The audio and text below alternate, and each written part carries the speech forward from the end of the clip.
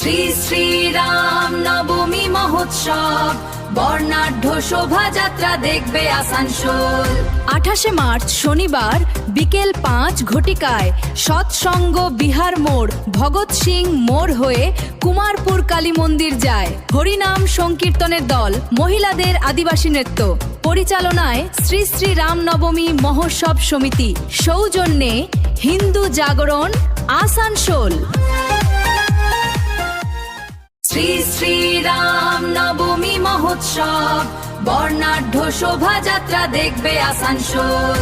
28 March শনিবার বিকেল 5 ঘটিকায় সৎসঙ্গ বিহার মোড় ভগৎ সিং মোড় হয়ে কুমারপুর কালী মন্দির যায়। হরিনাম সংকীর্তনের দল, মহিলাদের আদিবাসী নৃত্য, পরিচালনায় শ্রী শ্রী রাম নবমী মহোৎসব সমিতি, সৌজন্যে হিন্দু জাগরণ, আসানসোল।